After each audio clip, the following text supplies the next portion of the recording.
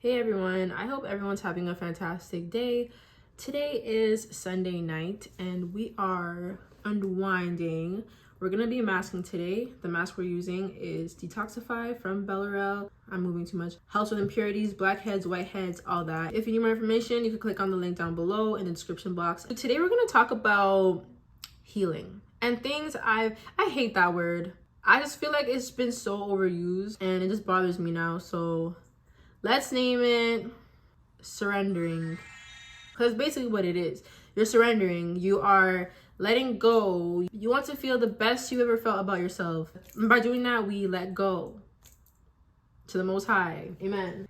That makes sense, right? Everyone's journey looks different. I'm just going to tell you my journey and what worked for me. That didn't really do anything because my hair is already up, but you know, it adds something. I've had to heal from a lot of things in my life. Okay, I'm not gonna lie, a lot of shit goes down in this life, but the most recent thing I had to heal from was friendships.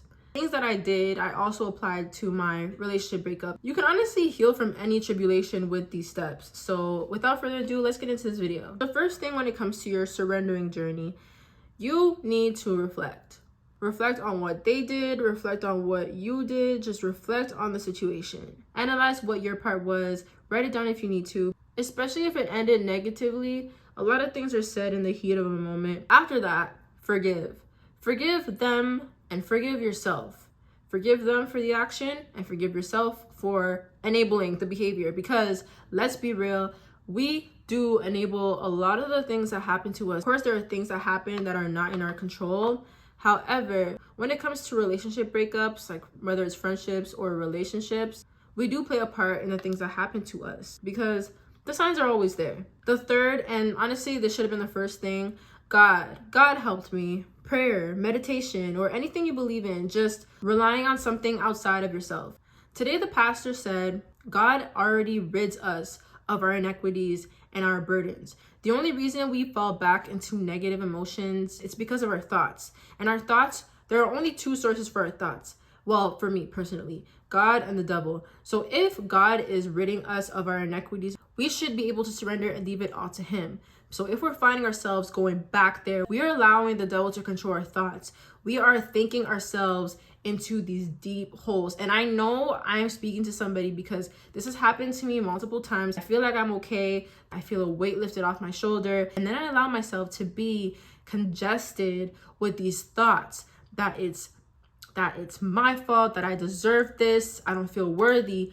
All of these negative thoughts out of nowhere. Now, we are human, so it's really easy to fall into it. But once you're aware that it's happening, it is easier to maneuver. What I do is I say, God, get rid of these thoughts. And he does. And you just do it every day. Another thing that I did was therapy. So conveniently, I had a really bad breakup a couple months before I had graduated. And that's when one of my friends had told me that our university offered free therapy. So I said, wow, okay, let me register. And I did. And guys, honestly, the best combination in the world when it comes to healing and surrendering negative emotions is therapy and God. If you know, you know. Therapy and whatever form of peace seeking, that's the best combination. Next is isolation. Now, you gotta do it in moderation because we know the devil likes to attack when we are isolated, and it's better to be in community. However, me personally, when I'm in isolation, that is the time when I'm the most hungry. I'm the type of person that I need to be alone in order to process things. I enjoy being in my solitude and I enjoy being in my own space. So I choose to isolate. But like I said, I'm not isolating by myself. I'm really just isolating with God. Another thing that helped was consuming the right things.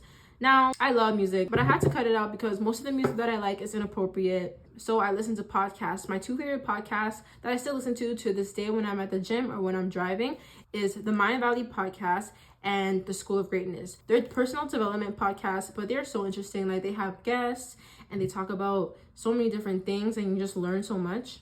Finally, being selective with my time and my energy, people I talk to, things I eat. When we are in deep sadness, it is really easy to rely on comfort foods like pizza and, you know, a bunch of junk food to feel better at the moment. But I actually found that it made me feel like shit. So I completely cut it out and I started eating better. I ate more fruits and vegetables, and I just found myself in better moods. Limiting access to a lot of these things helped me open my spiritual ears and eyes. One of the biggest prayer points for me was to manage my emotions and react to things better. I honestly feel like it's a Caribbean thing, or even just a Black people thing. We're around family members that are yelling, probably hitting us, you know, just reacting in like really negative ways that are really traumatic. I just wanted to cut that out because it's like, how do you expect to be a safe space for somebody if they don't even feel comfortable coming to you with things? They know that if they tell you something that you don't want to hear or that you're not gonna like, they fear the risk of getting hit or shouted at. So just to remove that altogether, I just want to work on being a more approachable person, I guess, or someone that is seen as safe.